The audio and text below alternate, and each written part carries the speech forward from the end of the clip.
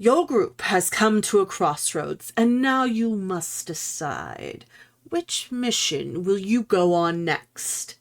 Will it be the task to help Bridget find her family after so many years separated? Will it be to work with the Thieves Guild that Felix is connected to in the next town to smuggle in those priceless artifacts you picked up?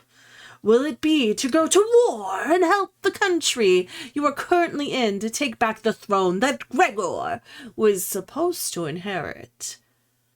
Or will you find treasure as Alex wants to do? The choice is yours. I really think we should go and and we should do help the Thieves Guild. find my family. The battle, really like, with them. make sure that they're okay. Go And the battle and do the battle and have the some battle and like really make sure good good stuff stuff and and some really really good good connections and like they could be connections are really important. So much action. Yeah, Are you kidding we should totally do that. Kidding me? I can slash my way through the freaking battlefield so fucking well. Wait. Hold it. Let's call on where is it? Okay, the god of the crossroads decides. We're at a crossroads. It's perfect time. His name is Cairn, and according to my notes, he likes heather and scotch and pipeweed. Okay, if you have those items in your bag, you can make a religion check to see if you can persuade him. My character has the pipeweed. He's always smoking on his pipe on watch, so like I can totally donate some of that. And we have a flask of scotch. I think it's in my bag. That the tavern keeper gave us when we helped him out with that brawl that happened in the last town. And my character's incense they use for their morning ritual has heather in it. So I have plenty. Perfect. Who's going to roll the religion check?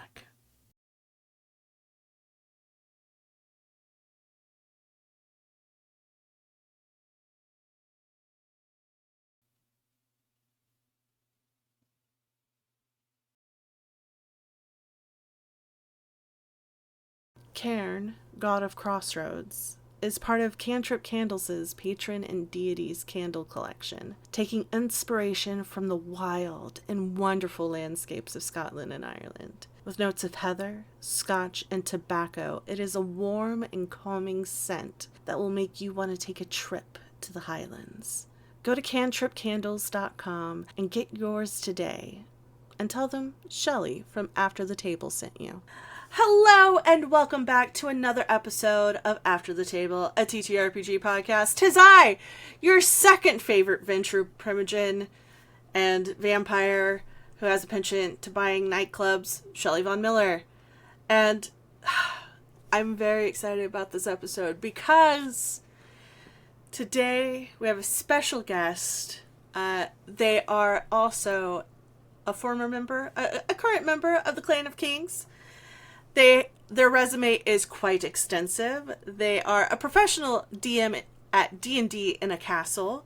You can learn some of their world building and storytelling techniques in their workshops, as well as the upcoming Dungeon Master University at Oglethorpe University in Atlanta. And they have played a number of amazing roles, but you might know them as Victor Temple, the undisputed Baron of the Valley in LA by Night. Welcome to the table, the one, the only, B. Dave Walters. It is I with the dramatic fade in. Also, always representing for the Clan of Kings. Always. Thank you. That what you heard cheering was the dozens and dozens of my fans there. You know what I mean? They're all packed in the room. You can be the favorite Ventru Primogen. I was never a Ventru Primogen. That's so true. That I the second favorite Ventru vampire. There we go. So. Oh, Primogen. You know? Yeah. Baron. Hello. Thank you for having me. So for those who don't know who you are, please introduce yourself. Let the people know. Yeah, if you have just arrived here, either from communist Russia or in a time machine from the year 2014, hello, welcome back. Things got a little wonky in the time you were away. No, it is I, B. Dave Walters. I was, I guess in at least some circles, best known for playing Baron Victor Temple on Vampire the Masquerade, LA by Night, for 5 seasons, which was wonderful, and now in a handful of LARPs, which is great. I was the first dungeon master with a campaign on television with Invitation to Party on G4 TV. I was the DM for the cast Stranger Things on Netflix Geeked, and now I travel all over the world running live and immersive D&D events, and I write for film and television and a bunch of other grab bag of things. Like I said, an impressive and extensive resume. So how did you get into TTRPGs? Was it like you started very young, and then how did you get into GMing? Because that's the ultimate question. I was there 3,000 years ago. I lived through the Satanic Panic. I'm way older than I look, although I'm looking older by the day. I started playing when I was 13 years old, and the first game that I was played was not D&D. It was actually Riffs, which is a lot of fun, but innately flawed and has like the worst power creep ever. And while I was bumping around playing that, a buddy of mine who was a hipster before hipsters were hipsters, he can actually say he was a hipster before being a hipster was cool, was like, oh, if you're going to play a TTRPG, then you need to be playing Dungeons and Dragons. And I knew D&D is the devil's work, but was like, okay, because launching early into one of my speeches, I actually think it is because the Satanic Panic that D&D, the subculture, exists currently, because it became dangerous and countercultural and something that you could do that was rebellious, that at the end of the day was utterly and completely harmless. I think if not for the Satanic Panic, D&D would be like Monopoly. People would just have a copy of the Red Box on their bookshelf and pull it down at the holidays to inflict some formative trauma on loved ones and then go back about their life. So the fact that it kind of became people's identity was a direct response, I think, to being told that like we weren't supposed to. And rode that wave and never stopped. And how I got into GMing, I kind of started GMing from the very beginning, because I think two of my biggest contributions to this space are increasing the prominence of high-level play, because that's my niche, level 20 play, showing people that you could do it and it's not that bad, and there's a preponderance of level 20 games now. And the other one is one-on-one play, because that was actually the first way I played was one-on-one. He and I would just alternate. Sometimes he told the stories and sometimes I told the stories. So in many ways, I've been DMing and GMing from the very beginning. I will say this right now, as somebody who's had to GM high-level gameplay, like, not level 20, not yet, one day, but, like, level 17, getting up there, it is hard to figure out what, like, the best way to build an encounter where it's not, they're just going to mow everything down and it feels kind of boring. Well, it's funny because people think the game is so lethal at 20. It's not. The game is lethal from level 1 to 3. When a goblin can crit and kill a person and the group can't heal them and can't res them, and it's just like, guess you're dead. Like that is when the game is actually at its hardest. When you have the fewest hit points and the fewest options and the fewest resources. By level 20, you're functionally gods. Everybody can do everything. When I run campaigns, I don't even look at their character sheets. I'm like, I know you can do everything. So my design ethos is I just make it as hard as possible. Well, more accurately, I make sure there's at least one solution I know will work, and then I make it as hard as possible. Because the key to telling a good level 20 story is exactly the same as the key to telling a good Superman story. You either have to present him with a problem he cannot solve with his fists, or with a foe so powerful he can take the hits. But either of those work. Interesting. Oh, I like that. That, ooh. Mm-hmm. What makes an enjoyable story at that level, or at any level, for you as a player? Well, let me grab it from the other end. The dungeon master's job, your number one job, is to elicit an emotional response. That's what you're there to do. If your players are nodding yes, if they're shaking their head no, if they're laughing, if they're crying, if they're leaning forward, if they're leaning backwards, you're working. You're winning. Your only enemy is meh. Your only enemy is this.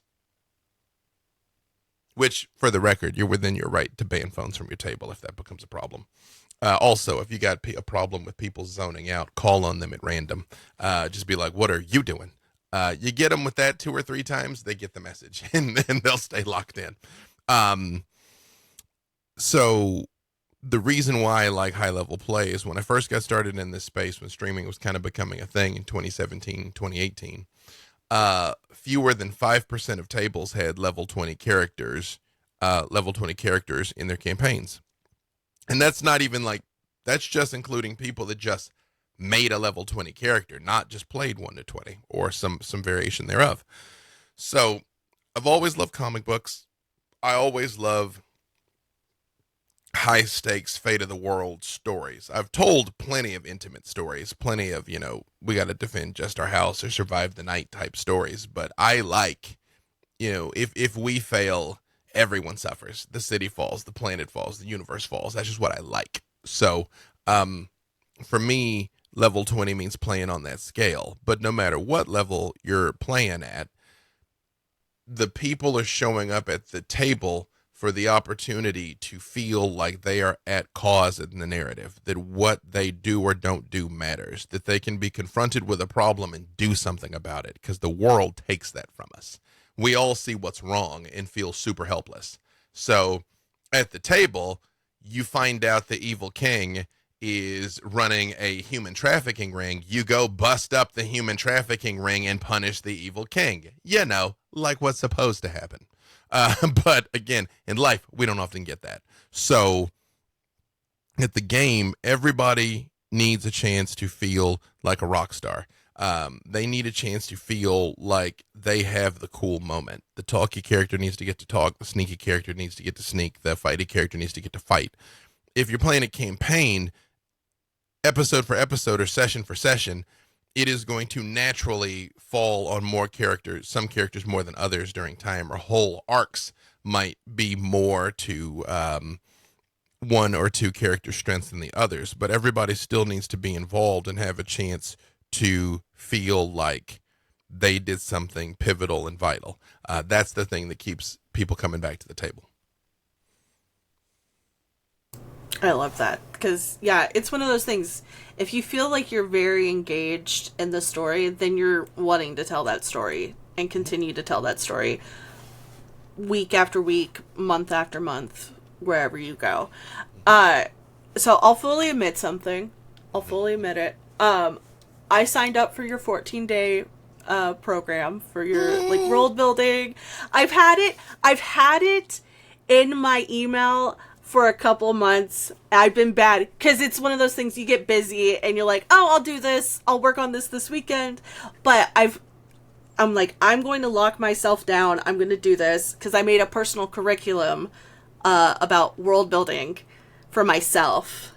And I was you know what? This is the perfect time to just get all of those together. It's designed to be learn at your own pace. But yeah. I believe I can speak to these things with some authority. And so, but it'll be good when you get there. And it'll help you when you get there. Whenever that may be. No rush. Yeah, you did the important part, which was pay me. So, hey. There you go. Take all the time you need. What made you say, hey, I want to help others, as whether they're writers or GMs, and let me give them my advice, whether it's digitally or in person, because you do also have in-person workshops. I do. So shameless plugs for my products. You can visit my website, theundisputedacademy.com. And if you're listening to this, you have excellent taste. So you can have a coupon code, 14day50. You can get 50% off everything that's on there. Just as a human, anything I like to do, I like to talk about and, philosophize about, and I like to teach. Anything. It's like that with writing. It's like that with the martial arts. Sales, marketing, anything I do. I like to sit around and discuss it from a theoretical standpoint, and then also help people do it better. That's just kind of my nature. So I saw that I'd been very blessed and fortunate to have the opportunity to get to do some of the things that I do, and I wanted to make it easier for the next person. I take storytelling very seriously. I think storytelling is a sacred trust. I think storytelling is the thing that makes us human. In the fullness of time, when we find out what whales and crows and dolphins are saying to each other, maybe they're telling each other stories. But as of now, everything we do, some other creature does. As of now, we're the only ones that can sit around a fire and talk about the labors of Hercules and take actionable, meaningful insight about life from that. And so if people are going to take the time to share the table with you, I feel like we have a moral obligation to deliver the best possible experience that we can on both sides of it. Because I did 14-day DM about telling stories, but 14-day player about being a high-level player, especially if you want to go pro. So everyone needs to give it their best effort in order to have it have the true and quite literally, potentially life-altering impact it can have. And so when I realized I had a chance to do that for people, I had to do it. Yeah, I'm very much on the side of I don't gatekeep things. Once I learn something, once I have the ability to be like, oh, I know this, I'm not going to be like, oh, you can't know this information. This is mine. I've earned the right to have this, and you have not.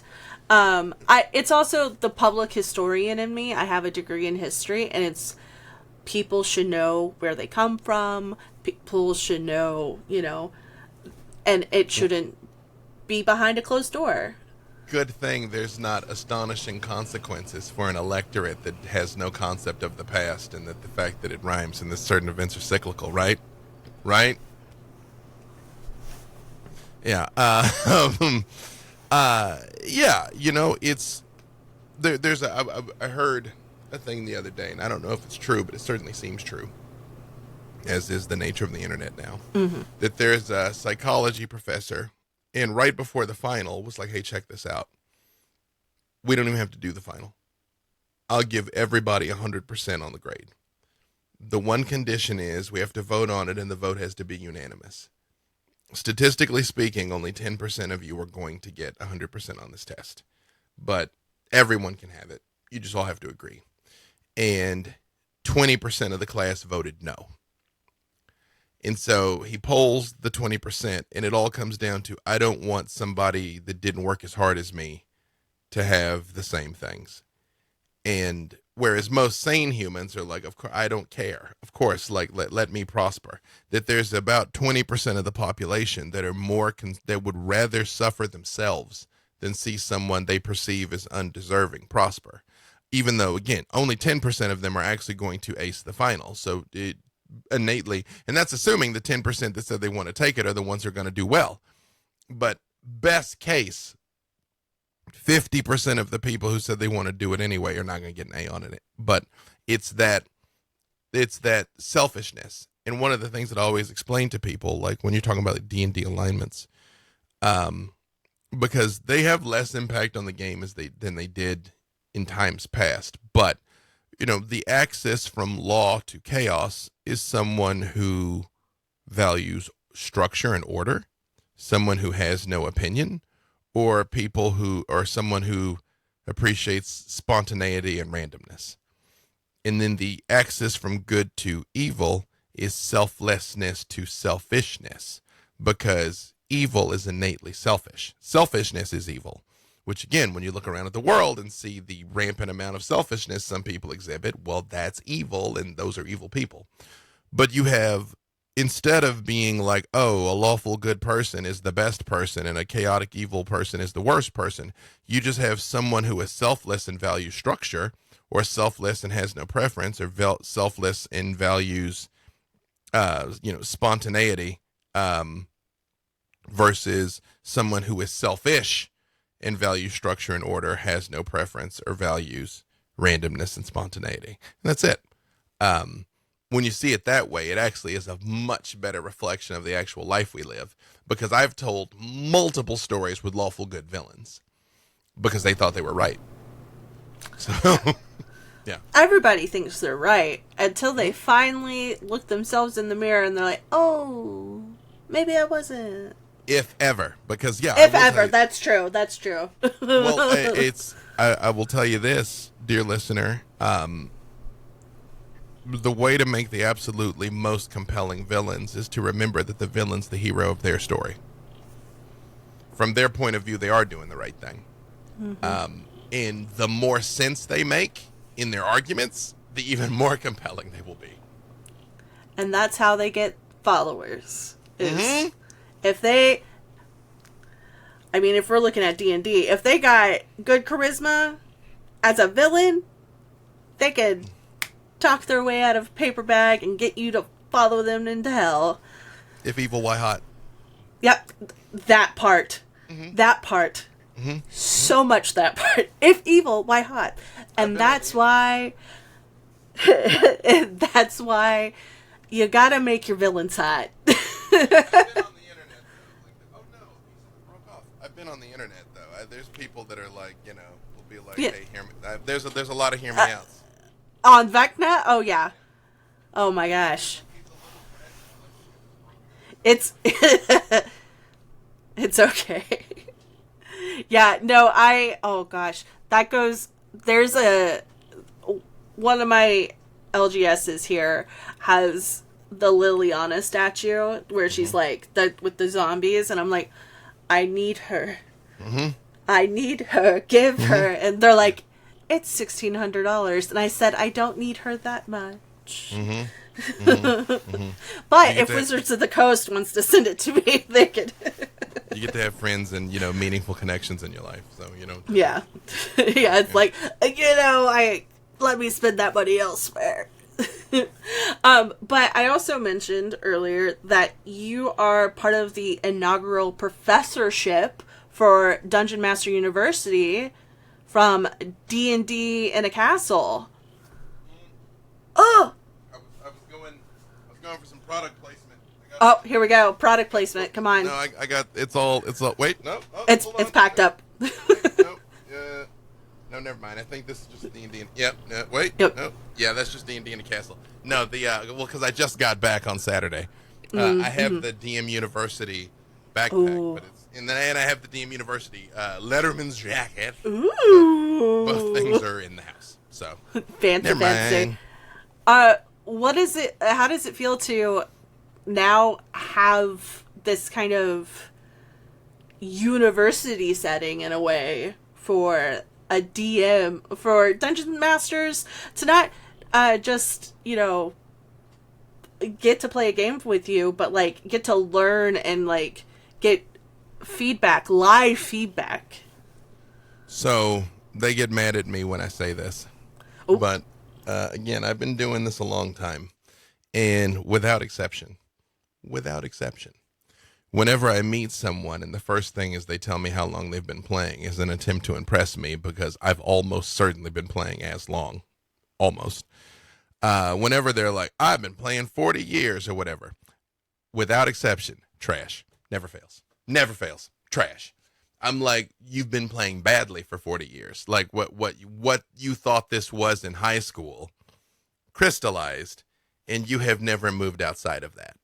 And I think that's actually a really sad thing. I mean, to a certain extent, of course, if you're having a good time and enjoying it, God bless you. But if it is your intent to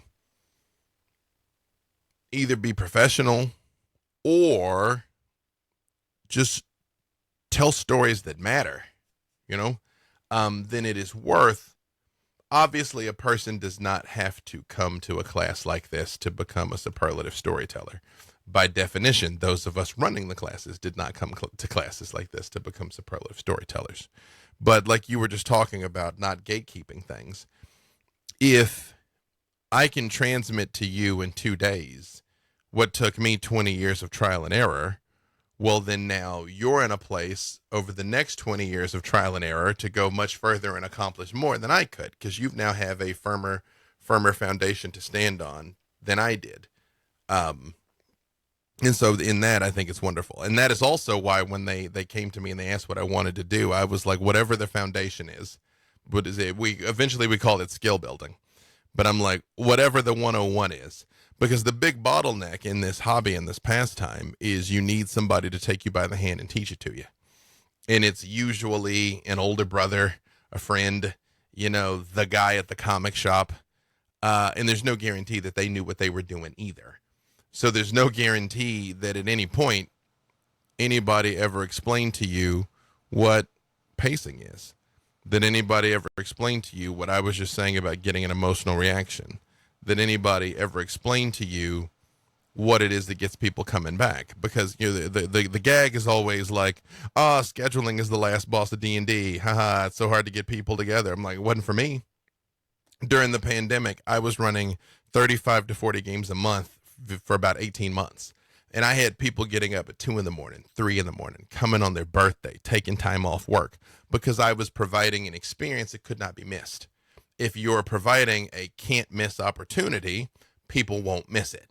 Not counting, of course, time and tide happen. You get flat tires, babysitters cancel, you get sick. But I mean, all things being equal, people should be lining up and chomping at the bit to play with you if you're giving them something they know they must be in the room for.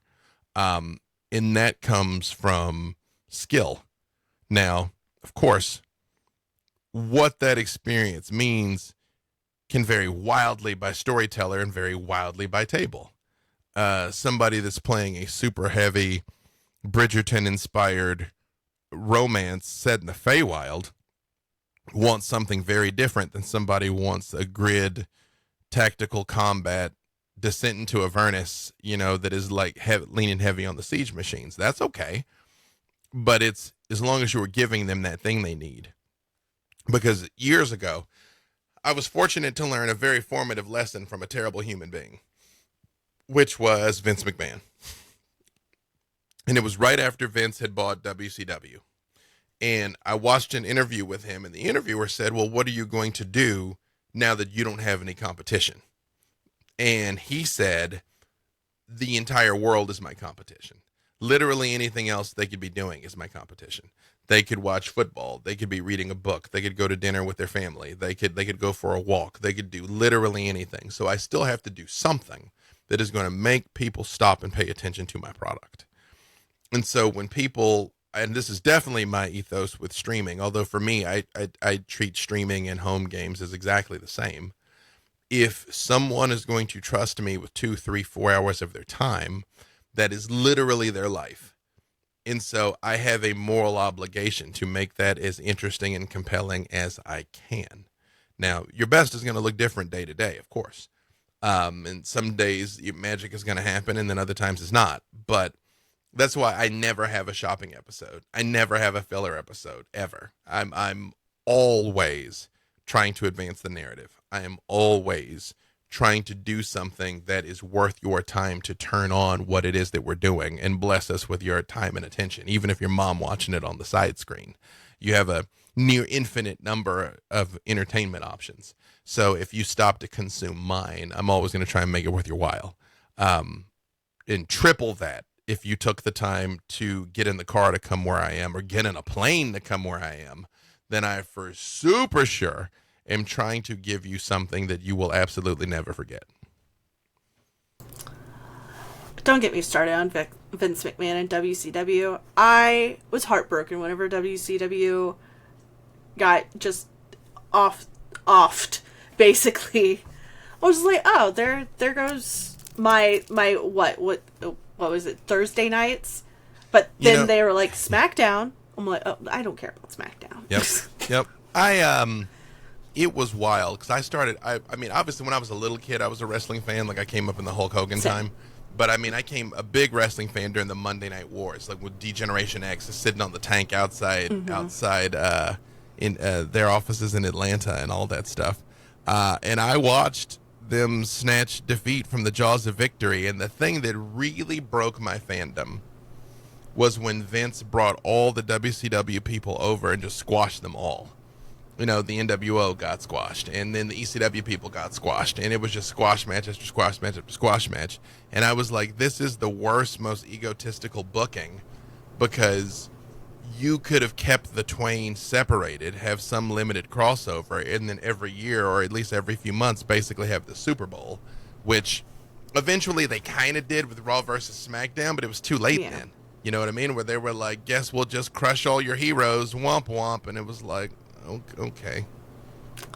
Now this is dumb. Yeah. Oh gosh. Yeah, because I had like, oh gosh, this goes into my thing. Because I came in to wrestling, the, like D-Generation X, what do they call that whole era on Attitude Era. The Attitude Era. I came in on the Attitude Era. I remember my first pay-per-view, which I totally just stumbled upon and did not pay for. It was The Undertaker popping out from underneath the ring and then just pushing Mick Foley off the cage. Hell in a Cell. Oh yeah, Hell in the Cell was amazing. Oh, it was so good.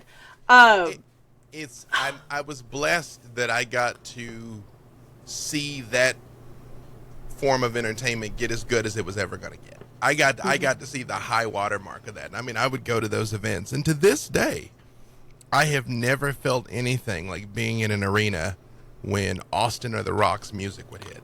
When 20,000 people lose their shit all exactly the same time and are happy about the exact same thing. Because sporting events don't do that, because, 50% of the attendees want the other thing to happen, Exactly. But just like everybody simultaneously is just like...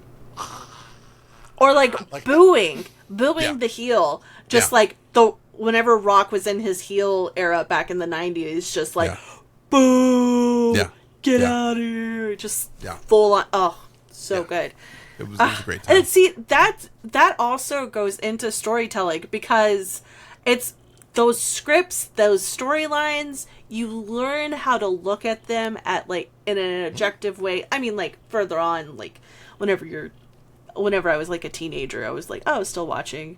But I was like, oh, this is the story that they're trying to tell. This is what they're trying to convey. I think you'll appreciate this. So at the session of D&D in a Castle, I just did, for reasons I cannot explain because it will be way too far. One of them was a wrestler in the Black Pits and convinced a dragon to be his tag team partner. And so I kept cutting old wrestling promos as a dragon.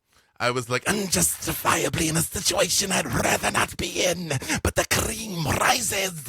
And then when they came out and they did their walk, I was like, ladies and gentlemen, boys and girls, children of all ages, the Black Pits proudly brings to you your tag team champions of the world.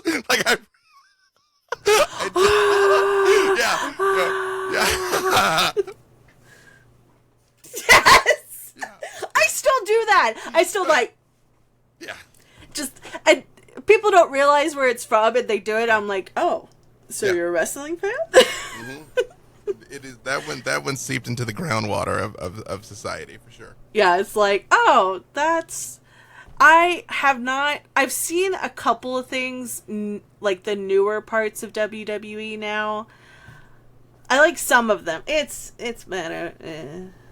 Good on you, Triple H, for booking that gig. I mean, I was gone before even Brock Lesnar's time. You know what I mean? I was peripherally aware. I know Lesnar and Cena and all that. You know what I mean? But the time when it was it was already over by then. Yeah, I could get into wrestling, and but do okay. I sense a spinoff? Yes. So you also don't just, wow, words are hard after talking about wrestling. You are not just a storyteller, you also write TTRPGs. What is some advice you would give for those GMs who are like, oh, I can totally write a story and make it into a book and make it into a, you know, a game that people want to buy or back. I don't know why, but I want to do the whole thing as the Macho Man. Yeah, dig it. So TTRPG writing. Hang on, that's actually really difficult to do the Macho Man. Ooh, yeah. The kids won't understand. I think they have the Slim Jims. Yeah. Well, that's about it. But now they have one of the newer wrestlers as the Slim Jim guy, so it's really weird. Unjustifiably in a situation I'd rather not be in. Macho Man's birthday, as the time of this recording, was like last week.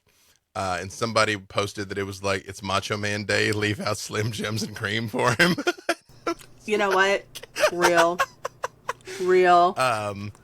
So TTRPG writing is actually pretty difficult. In the sense that it is a very different medium from other mediums. It is very difficult to learn how to do effectively because it is not really standardized. I mean, there's some things that are generally true, but it's like, for a screenplay, I can 100% tell you how to write a screenplay. And I can tell you the correct way to write a screenplay. And if you do not do it this way, it is the incorrect way to write a screenplay. With one or two variations, like 3-act, 5-act structure, whatever. But for the most part, it's like, it's this. A novel, less so. A novel has less rules and less conventions, but some. TTRPG writing doesn't really have any, or at least it has them on a company for company basis.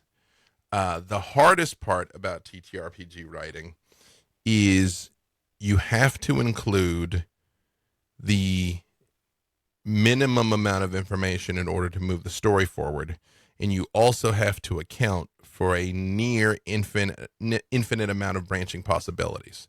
So the big mistake most young creators make is trying to account for all of that, and then you have this hydra that is, every room has a bunch of different possibilities that branch off from it. And so you can learn to sort of like limit what can actually happen to kind of give a little bit of the illusion of choice, and understanding that the dungeon master or the storyteller is going to be there to actually adjudicate it. You also have to, account for like a not insignificant amount of like math in TTRPG writing, in the sense that it is not just pure narrative. You've got monsters and CR, and then you have to account for the fact that it's like, well, if you fought this monster in this room, what state are they probably in before they go to the next room type thing? Where are we going to give them an opportunity to rest? When you get better at it, you start thinking on a higher level, especially stuff like dungeons. It's like, well, what did this facility used to be? Like, how did the creatures get down here? Where are they getting their water? Where are they pooping? You know what I mean? That you put that into your design structure.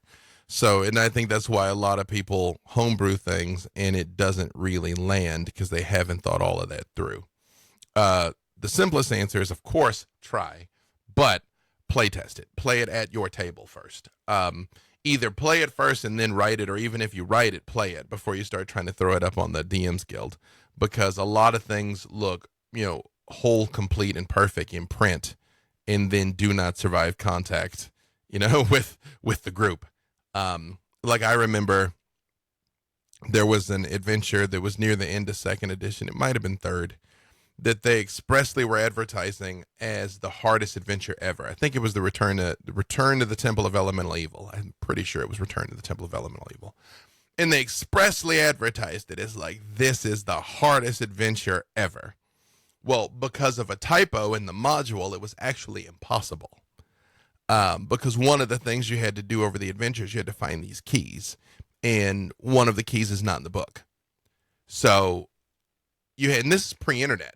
So yeah, people that were like trying, and it's like, yeah, I'm really having a hard, but you already told me it's the hardest thing ever. You didn't tell me it actually can't be done. So they published an update in Dragon Magazine, which, hang on, let me show you how far back. Well, I'm going to show you something here in a second, but they published, can you even see those on there? Oh yeah, they're kind of cropped. Yeah. They published an update in Dragon Magazine that was like, oh yeah, sorry, the key's in the fireplace. And it was like, what? You know what I mean? Like, oh, cool. I don't know if my headphones are going to reach. I don't think I can reach it. But in that box set right there, Night Below, I got like an old issue of Dragon Magazine because they published an addendum to the adventure. And in that magazine is a Planescape article that Perkins wrote. And he said that was the first article he ever wrote. And he bought his first car with the money he made from that article, which is tell you how times have changed. But it's in, it's in that Night Below box. Not just car pricing, but getting it. paid as a writer. All of it. Every aspect of what I just told in that story is a quaint time capsule of times long past. Yes. I guess the other question is when do you know that you're good to go? Not good to go, but like you have the knowledge to move from just making homebrew to making modules or, worlds that are ready to kind of be accessible for everyone. When it stops sucking, try. You write it, try. My advice to most people, you put it together. There's 101. I know I just said there's not really a structure, but plenty of people have a structure. I got a program on the Undisputed Academy about how to write games. My dear friend Beth the Bard has stuff on TTRPG University. Like plenty of people have ways that they'll show you how to do it. Package it up, but give it away for free at first. Don't try and charge for it, because when you just go and throw something up on the DM's Guild, like you're awash in a sea of 5,000 other things. So just give it away for free. Just be like, try it, play it, let me know what you think. Most people you give it to are not gonna. Run it yourself for people. Run it for yourself for people lots of times.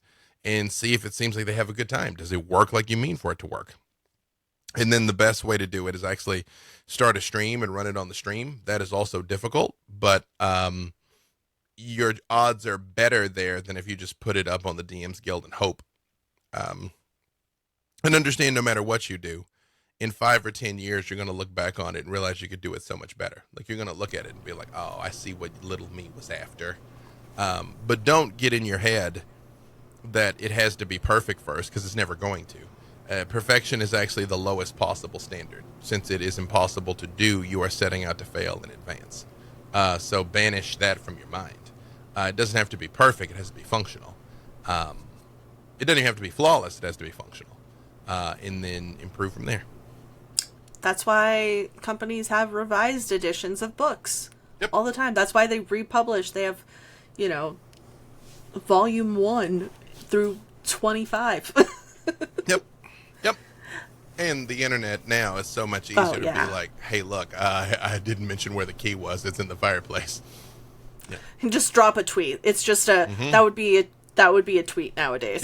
Yeah. Like BT dubs. BTW. It's not possible to finish the keys in the fireplace. Womp womp. So a lot of people know you from LA by Night and your role as Baron Victor Temple. Yes. I believe that's actually how I first saw your work. I was going through and watching Campaign 1 on Geek and Sundry on YouTube.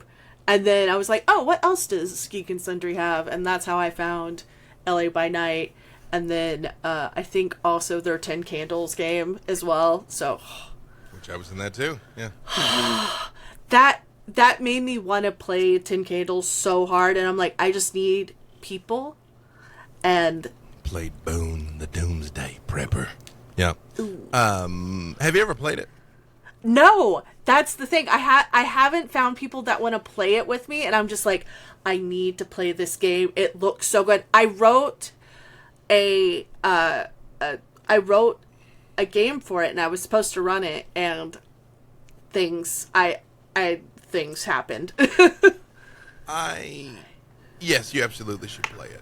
In the premise of 10 Candles, if you don't know, dear listeners, basically it's a game where everybody dies, and you know in advance nobody's making it out. And the story is more about how everybody dies and the circumstances. And the logic is, well, since you know you can't win, you can really take big swings and take big chances. I think 10 Candles would be far more effective if one person lived. And I think you would be surprised to see that people would not turn into angry backstabbers. People would work so hard to save each other. Because I experienced the same thing on the other side with Dread, where you play with the legally distinct Jenga towers. You know, legally distinct wooden blocks that super are not Jenga. And every time you make a choice, you take an action, you pull a block out. And when the Jenga tower falls, your character dies. But what ends up happening is you start having to play like 3 moves ahead, because you're like, well, here's the move I can do, but I don't want them to die. So it's like, here's the move I can do, then they can do, then they can do, and then it'll be back to me. Like, you start playing 6D chess with the legally distinct wooden blocks because you don't want anybody else to die. I think 10 Candles would do something similar. I think. Like, I once heard somebody was trying to put together a season-long game of 10 Candles, and I'm like, I have never heard of anything so futile, and sure enough, it didn't work. I mean, I guess theoretically we did a season, 10 Candles on Geek and Sundry, but each session stood alone. Yeah, it's like an anthology more than Yeah. anything. As the world was falling apart. Yep. Also, that episode that I'm in with the Yellowstone super volcano, that was my idea. Because Ivan was running all of them, and he was like, I'm running out of ideas for something terrible to happen. Because the moon's come falling out of its orbit. I was like, my brother in Christ, Yellowstone super volcano. It's due to explode. It's 40,000 years overdue. And if the moon is tugging on the earth, I think that, giant volcanic pimple is going to go. So there you go. That's your thing. So that's why we were stuck in that mess. It was my own fault. Yeah, it's funny because I keep showing you this. This was the very first piece of merch ever made with the new Ventru logo on it. This is like the first one. And Jason gave it to me on the day that we were going to Labyrinth of Jareth in 2018. And I was so scared that I was going to, if I left it at Geek and Sundry, somebody would take it. I kept it with me. And then I was so scared I would lose it. I was so scared that I was going to lose it that I kept it in my hand the entire time. I held it the whole time. So every picture you see of me, that I always have an arm behind my back like frickin' Napoleon, because I had this in my hand and I didn't want to lose it.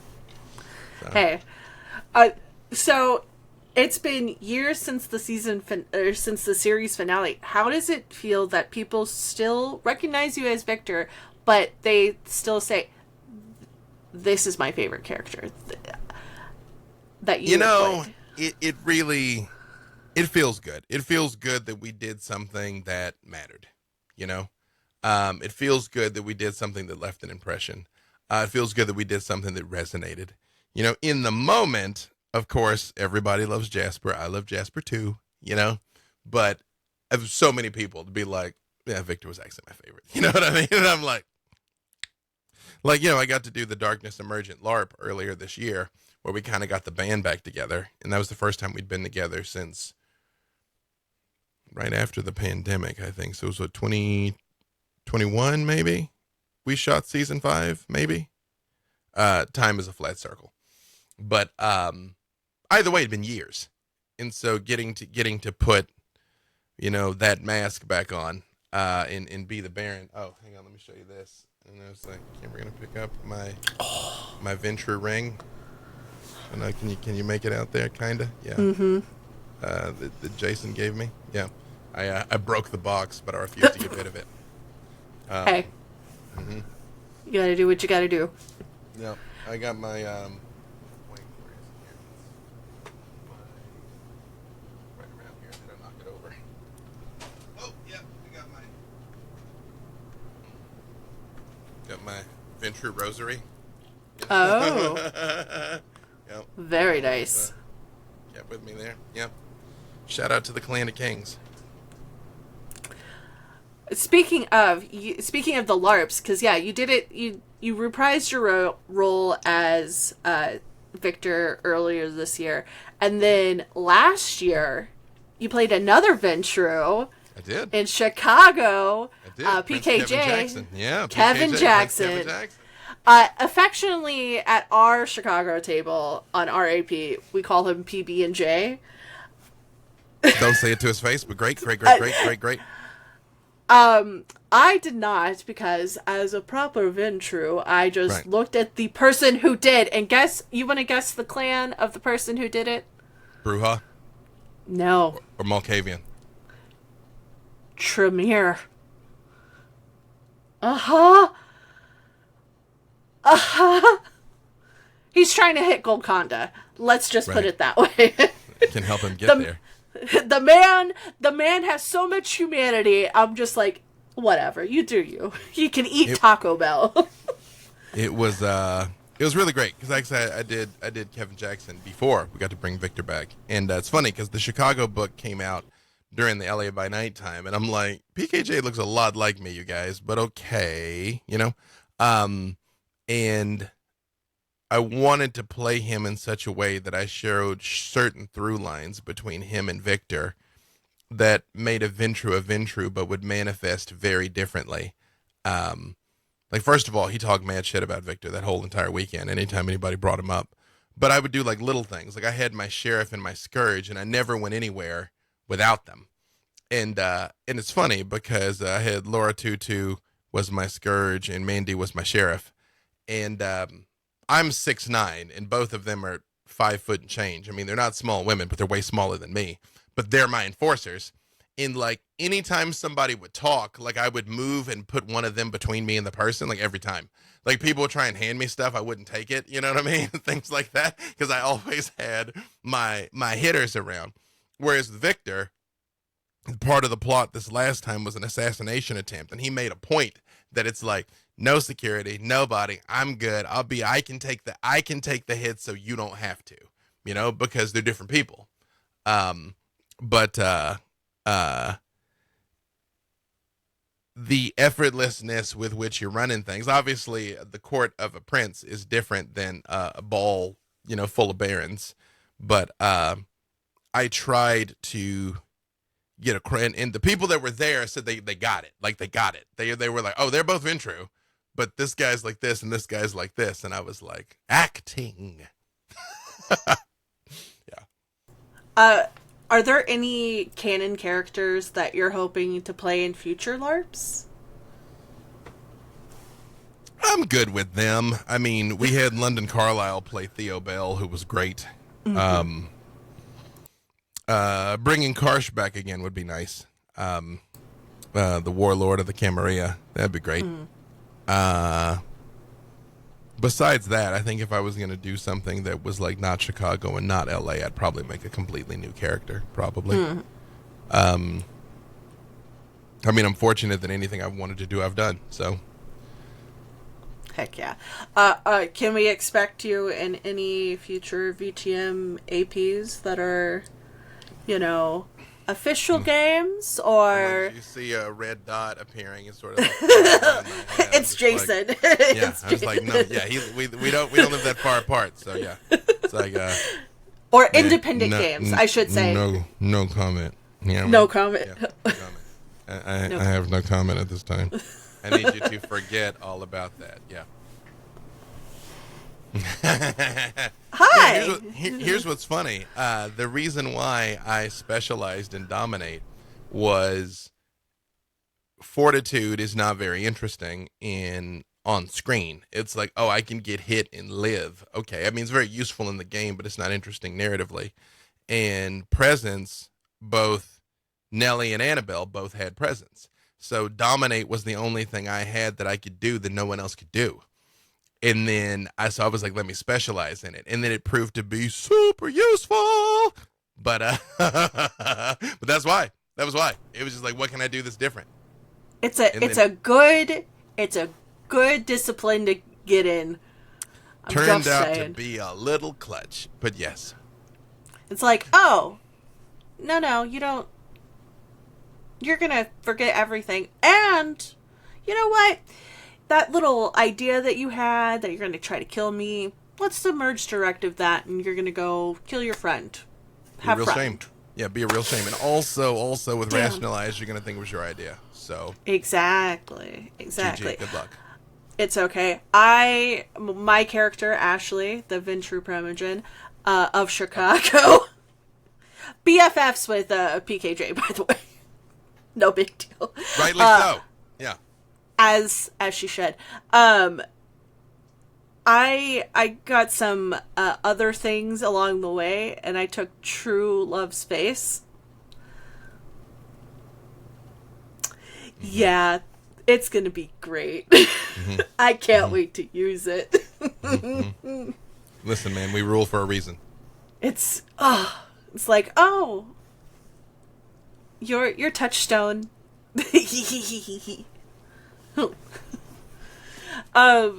So you've been at, like you've said, you've been at some amazing tables. You've jammed for Stranger Things, G4 TV, RIP. I was so sad when for that one hit again. I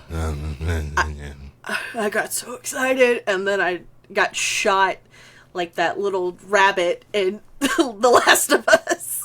You like, and literally all of us, yes. Yeah. And now you're DMing for the Yard D&D podcast, which features some really big creators in the space. What has been the best memory that you've been able to take from that? Well, I only did the one shot with Stranger Things, but I had this experience with Invitation to Party and with the Yard, and that is taking new players and then seeing them get it. And there's usually a moment. Usually, like, there's a moment when they're like, "Oh," you're like, "Uh huh," and they're like, "Oh, this is," and like, "Mm-hmm." "Oh, I can," "Uh huh." You know what I mean? And when you see that, like, ding in their head of what D&D can be, that's my favorite thing. That's definitely my favorite thing. When you light that spark where you're like, "Oh, this person is a fan now." You know, like in the Stranger Things one shot, which is up on Netflix Geek still. It's got a few million views. Joseph Quinn rolls a crit for something and gets up and runs around the table. And I was like, got him. Hook is set. He's one of us now. Got him. You know? One of us. How do you approach those types of tables where they're completely new and they've never picked up a set of dice, but they have, whether it's like acting backgrounds or, you know, writing backgrounds or, creating content? I tell them the first thing to be aware of is you can't make a mistake. You can't mess it up. If you do something that is outside the rules, I will gently guide you back towards it. I tell them whatever their class is, every class has a thing that is like their thing. So if you're not sure what to do, when in doubt, do that thing. Sneak attack, smite, a hunter's mark and shoot them with your bow, eldritch blast. If you're a fighter, run right at them. You know, like everybody's got a thing. You know, the druid, wild shape. So if you're not sure, do that one thing. And then after that, just get an idea of who your character is. So you can at least put the mask on. And new players especially, they'll talk in the third person like, well, my guy's gonna, or, my character's gonna. I'm like, no, I'm gonna. You're doing. Tell me what. And usually that is enough to get most anybody started. And when it comes to be their turn, I'm always like, what would you like to do? If they seem real, I give them a minute and I'm like, no rush, take all the time you need. And then I'll be like, would you like some help? And if they're like, yeah, I'm like, well, okay, you're a cleric, so you're probably going to want a blank. I'll tell you, not to spoil the end of the Stranger Things thing. So if you haven't watched it yet, but you're gonna, pause now. When I move my hand, mute me while I'm talking. And when I take my hands down, you'll know I'm done with this story. So we're doing the Stranger Things one shot. They already told me that it's like we have to be done at 6. So like at 6:01, we're going to up the house lights because they'd shot all of the Stranger Things bonus content that day. And they're about to go into overtime. So they were like, we have the hardest of outs. And we're playing the game and they're fighting Vecna. And 3 of the people are already down. And the only one still standing is Gaten's cleric. So, and we're short on time. So I'm like, time. I was like, Gaten, here's what you need to do. And this was the only time I interfered in the story the entire time. I was like, Gaten, here's what you need to do. Use your healing word to res Lady Applejack, the rogue. and tell me you're going to mark Vecna with the path to the grave, because he's a grave cleric. And I was like, in Lady Applejack, Priya, you roll to attack. And when you roll, tell me you get a natural 20. Because I didn't want to set up this whole big scene, have her roll, have it be a 1, and be like, Vecna kills everybody. Thank you for playing D&D. You know? So I was like, tell me you get a natural 20, right? And she's like, okay. I'm like, come back in. Healing word, path to the grave. She gets up, rolls to attack, actually gets the 20. And if you watch it, you can hear Finn say she did it. She actually did it. And I get up and look, and it's funny because when we were setting it up, Netflix asked me, is there anything you need? And I'm like, not really. It's imagination. But we are going to need a top-down camera because somebody's going to roll a clutch 20, and you're going to want to capture that. And sure enough, she did.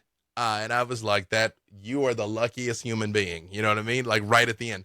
And it's funny because in the comments, because I almost never read the comments because I've been on the internet, everybody was like, that's so fake. That's so fake. And I just went one by one and be like, no, it's not. That really happened. That really happened. Because I wanted to be like, I was truly actively prepared to fake it.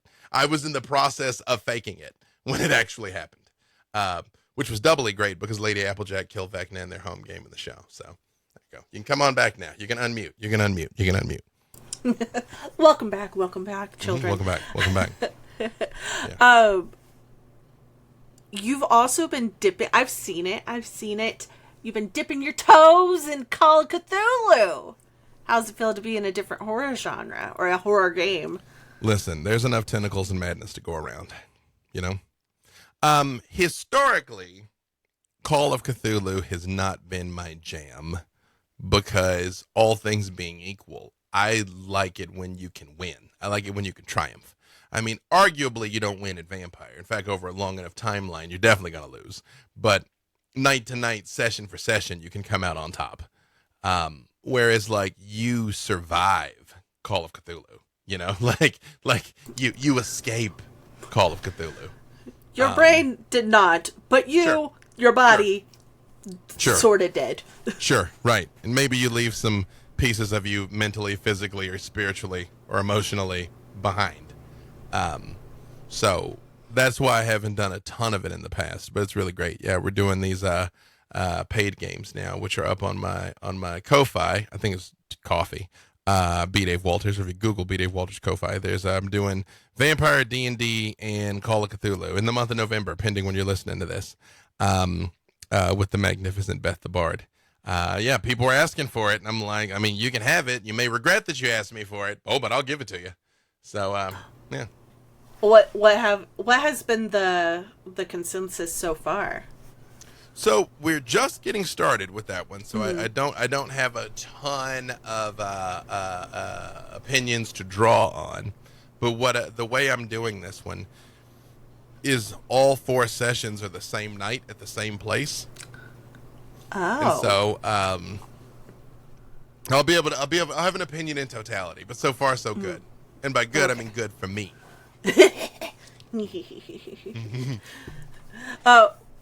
What are some games that you've been wanting to play that you just haven't because time constraints, haven't been asked? Again, I'm fortunate that whatever I want to do, I do. Mm-hmm. So, I mean, don't get me wrong. I got a bookshelf full of stuff I've never actually played. But, you know, in terms of what I want to play, I'm blessed to do it. Hell yeah. Oh, again, same. I have like a bookshelf of things and I'm like, I just need the time and the people and the places and the things. Mm-hmm. Mm-hmm. That's the problem. If only when you bought books, they came with the time to read them. Yeah, right. Oh my gosh. Well, this is the part of the podcast where I say, plug your shit. Let people know where they can find you. Hello, it is I, B. Dave Walters. B. Dave Walters on all the socials, all over the interwebs. You can find me wherever fine streaming content can be located.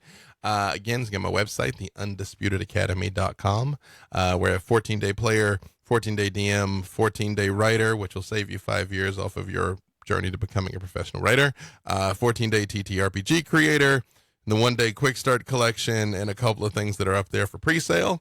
Again, you can use code 14day50, get 50% off because we're homies now.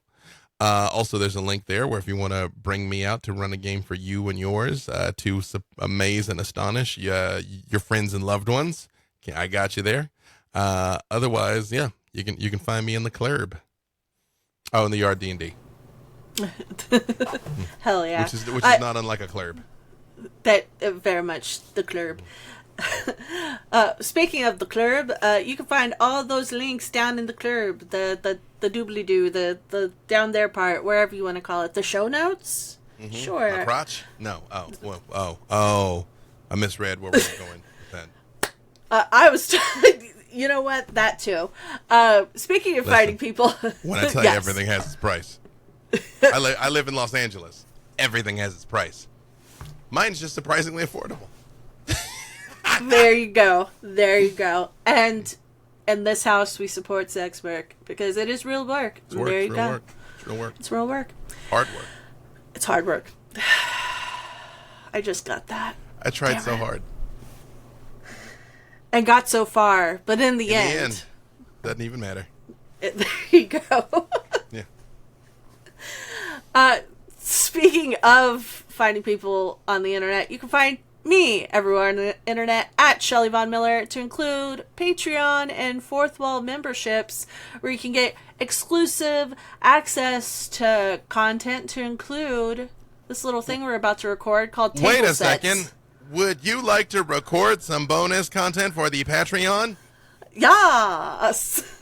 I would love to record some bonus content for the Patreon. Hells yeah. But yeah, I love you guys very much, and I will see you on the internet. Goodbye.